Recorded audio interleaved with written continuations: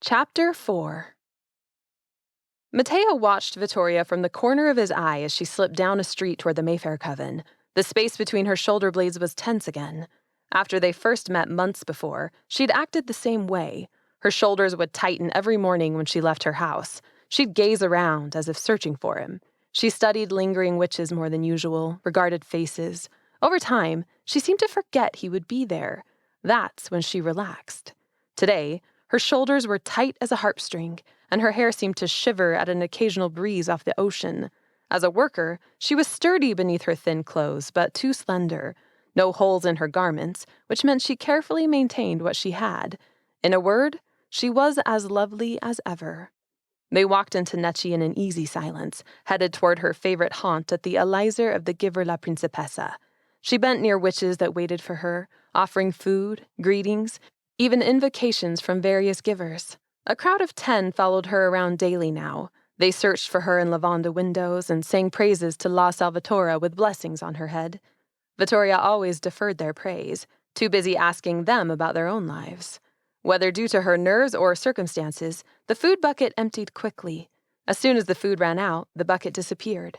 She brushed crumbs off her palms and straightened. "You're a natural with witches, you know. They seem drawn to you."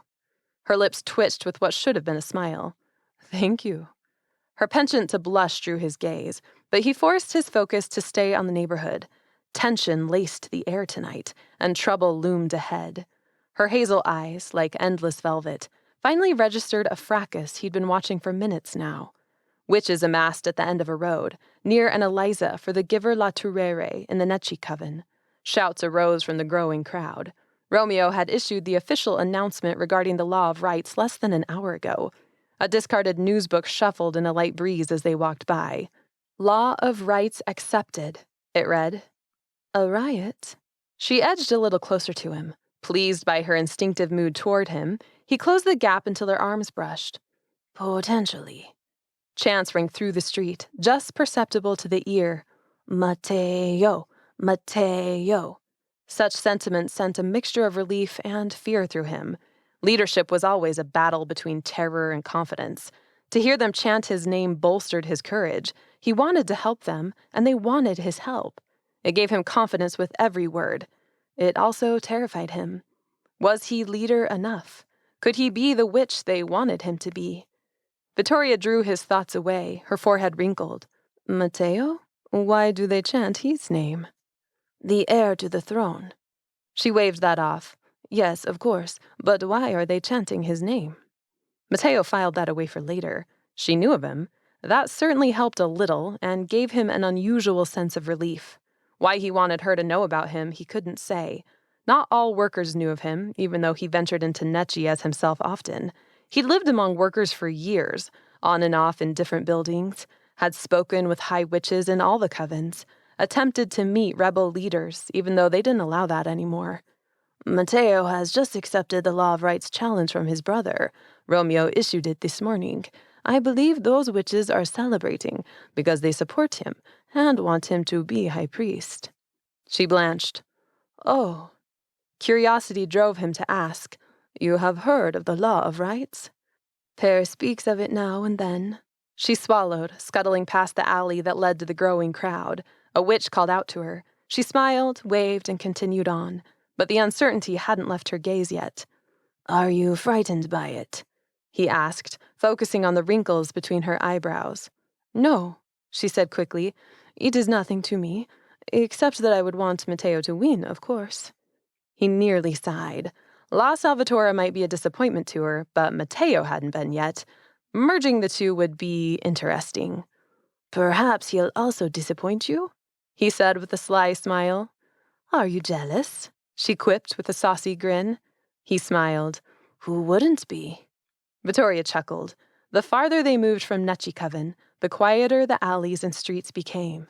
Vittoria drew in a deep breath, her shoulders expanding, then asked, "What did you wish to speak to me about?" He frowned. The middle of the street wasn't the best place to have this conversation. She likely wouldn't feel safe if he transported her anywhere. While he had seen her twice a day for the last several months, she had not seen him. Such an amount of time might explain his uncanny draw to her. Still, If they didn't talk about it here, then where else? He searched the street with a quick glance. Not many witches out. Perhaps this would be private enough. But how to say it? He cleared his throat as he felt her apprehension grow. I have appreciated all your help the past few weeks, he began, then stopped. It's been an honor, she said slowly. Her eyes grew wide. Are you done, then? Has this ceased? Her attempt to stifle her fear was pitiful. Every ounce of her voice betrayed her. He put a hand on her arm. No, not at all. She relaxed under his touch. You distributing food buckets to workers is all part of a plan that I've come up with to try to help workers, to get all of you out of this mess. But the time has come to go to the next step of the plan, and I want to see if you would be willing to help me. Vittoria hesitated, expression cloudy with concern. She met his gaze, but stepped to the right to put a little space between them. He wondered if she was even aware of it. What is your plan? First, I must reveal a few things to you. My identity, for one. My true identity. He drew in a breath. Better to just get it done than linger. His voice dropped until only she could hear him. I am Mateo, son of Hode, of the Castaneda line. She stopped in the middle of the street. Eyes watched them from the alleys, and most of them wouldn't be friendly. Moving targets were harder to hit than still ones, so he hooked an arm around her waist and gently tugged her along with him. It felt like escorting a board. She followed, but her steps were halting. I am 25 years old, he continued quietly as he jovially smiled at a passing witch. His tone remained low. Pear is dying, which is why Romeo has invoked the law of rights, and I have accepted. In 1 week, I face the test of courage. 2 weeks after that, I'll go into the test of magic. When I pass both, and if Romeo does also, we will meet in a fight to the death. When I win that fight, I will inherit the throne and can truly change things for workers. But to do that, I need help. All the blood seemed to have left her face. Her legs moved, but her gaze was fixed straight ahead as they crossed into the Mayfair Coven. These streets were more peaceable, but not by much. Tension boiled everywhere, no doubt driven by the rebels. The rebels would want to take advantage of this announcement. They'd provoke riots, incite frustration against landowners. Even though the rebels didn't want Mateo in power either, they'd use him for their own gains. Mateo tightened his hold on her when her steps faltered. Vittoria. Mateo, you are... She trailed off again, blinking. He kept them moving, past witches with suspicious gazes and gaunt expressions. Mateo glared the witches with aggressive postures back to the shadows. They averted their eyes, weapons hidden. Give it a second to sink in. They walked without speaking for another full minute. The color came back to her face. In those moments, she seemed to pull herself back together. The fear faded, and puzzlement seemed to follow. Eventually, she extracted herself from his grip to walk on her own. He kept a wary eye on her. She seemed confused, but not angry. Still, she wouldn't look at him. The thought that she might be afraid of him cut to the bone. That was the last thing he'd want. For what felt like an eternity, she processed the unbridled truth. Mateo, she said again, this time with more strength. You are... Givers, but the next High Priest has been following me every day. He rolled his lips to school a bark of laughter. That was certainly one way to look at it. He quietly appreciated her apparent trust in his ability to become the next High Priest. She studied him with uncertainty for a moment, her thin shawl hanging over both arms. A breeze whispered by, brushing them with the fresh scent of clean linen. The gentle smell among the refuse of the streets made his head swim. But wasn't that Vittoria? A breath of fresh air. Finally, she stopped. She craned her head back. It makes sense, she declared. She laughed, but there was no humor in it.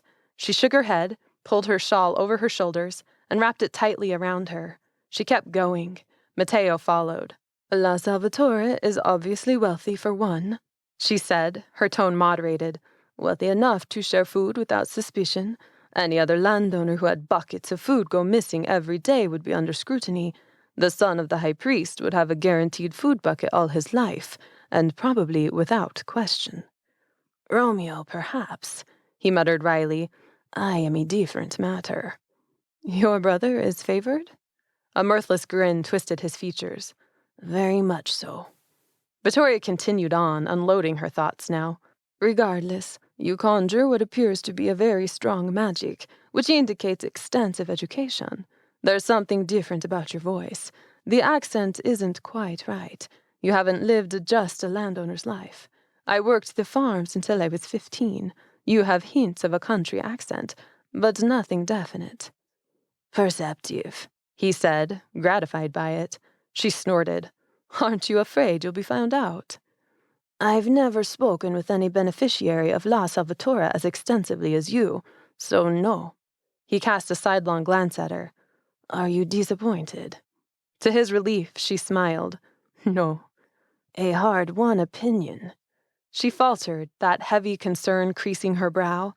I don't know you at all, Mateo. You are a stranger to me. So, why did you pick me? Why are you telling me this? The words hurt him for some reason, and he fought not to wince. They were absolutely true, but he didn't want them to be. A stranger to Vittoria? It felt so wrong. Mateo sighed. That brings me to the next thing I wanted to tell you. I need you in the next part of my plan. She slowed, and he realized that they were at her house. The street here was quiet. No one else stirred, not even inside. And what could a Levante maid do to save the workers? Everything. With her arms folded over her middle, Vittoria waited for him to explain. She leaned back against a wall. He wanted to reach out and touch her, but held himself back. Do you want your family to eat every day? Of course. Do you want them to be safe? Her head tilted to the side. Who wouldn't? Do you want better for Eniko? More than anything. If I ascend to the throne, the battle is only half won, maybe only a third. Once I have the throne, I must keep it. I must lead all witches, which means I need to understand the world of the landowner and the world of the worker. They must be brought together. We're already on the verge of civil war. If I upend the class system, the landowners may turn on me, on the workers, who out of desperation join the rebels. The rebels may try to kill me to take the throne and put their own high priest there. No matter who wins, me or Romeo, someone will strike. They'll strike hard and fast. He heard the starkness of his own voice, the underlying sense of desperation in the words. Until he'd said it out loud, he hadn't comprehended how bleak this had all truly become. The worry reflected in Vittoria's eyes only made it feel more real. But what does that have to do with me? So many things, he thought. He put a hand under her chin and nudged her so she had to look up at him. I need someone at my side who the workers will trust. Someone the workers will see as a sign that I won't be Romeo or Per. That workers will have a voice in the new network. Then, when I win against Romeo, we have a chance of preventing civil war between the landowners and the rebels. Vittoria leaned back, her face pale. Me, she whispered again. You trust me, a Levante maid? With my life. But why? Because you are selfless, constantly selfless. You fought to get your food tonight so you could save all the rest for the other workers. Don't think I didn't notice that you kept the food from the Andrea, the food of poorer quality. Vittoria, you care. You speak to witches. You see the witch behind the facade. You are the only one who can do this. I can't tell you more than that, not until I know your answer. At that, she only blinked. She stared at the ground. In a hollow tone, she asked, How would these happen? Mateo swallowed hard. Of course, she jumped to the weakest part of this whole plan. I would ask you to be my High Priestess. A hand went to her suddenly ashen face. High Priestess? Mateo ran a hand through his hair. He didn't enjoy the uncertainty or shock in her face. But could he blame her? Not at all. There was no way to soften the truth or offer something else. They must be handfasted. There could be no path for her to back out of the handfasting later. The network needed them to be steady and strong. Yes, my High Priestess. But the High Priestess is the wife of the High Priest. He nodded. She staggered for several moments, then laughed. Her expression cleared, eyes brightening. Surely you're kidding. An elaborate joke. Something? Never. La, Mateo, she hissed in frustration. Your world is a different place. She grabbed helplessly at her limp dress. I could never. Can you imagine me in the castle, talking to landowners? The landowners who nearly massacred me and my family. A High Priestess. I would be with you every step of the way. I can't even read. I'll hire a tutor. Magic? My friend Zuri has already volunteered to teach you if you agree. She scowled and turned away. I'll feed your family for the rest of your lives, he continued. We'll give them a new house, a safe one. My apothecary friend will personally see to your pair and his pain. Magic may be able to help, somehow. Your family will want for nothing, and neither will you. I can guarantee Aniko a better life, even if I don't survive. Her expression softened again, this time with a sense of disbelief. She searched his eyes, as if he bore the truth there. The landowners will try to kill me. They would have to kill me and my man, but not first. Per has sent assassins out 3 times to kill me, and clearly hasn't been successful. We're stubborn men and hard to kill. She put a hand on her forehead and laughed. You're a fool, Mateo. To bring a lavanda maid into the castle. To rule. The landowners will hate you. They'll think we're both a joke and would never take us seriously. You would lose everything, and I would lose my head. They already know we're on the brink of civil war. For that reason alone, some have already started to listen to me. Maybe even enough of them will side with us to prevent war, and Banat will always keep you safe. If things turn for the worse, you and your family will be protected. And you? We'll have to let fate decide that. He sealed his lips. He couldn't give more away. The last 10 years of his work had finally started to culminate, and now timing was everything. She stared at him as if he had 2 heads, her mouth bobbing open and closed. Finally, she shook her head. You ask too much. He nodded. I know, but with it comes a chance to change the world. With it comes safety for your family. This is an offer of a position of power. I don't know what else you might want. Whatever it is, I will give it. And if I say no? On top of the north wall, an image of La Principessa drew his eye. The charcoal had started to smudge and flake off, a casualty of the fog that rolled through in the mornings. In the image, La Principessa knelt, hand over her heart and head bowed. Then you say no, and you will return to your life as you know it. Binat and I will find another plan. He stepped back to give her space. Her shoulders visibly relaxed when he moved away from her. Don't decide tonight. I will return in the morning. I'm sorry, but I can't give you more time than that. Vittoria hesitated, then nodded once. Her dubious expression gave him little hope. I'll think about it. Mateo disappeared into a transportation spell because he couldn't stand another moment. The last thing he saw was the image of a magnolia flower falling from La Principessa's hands.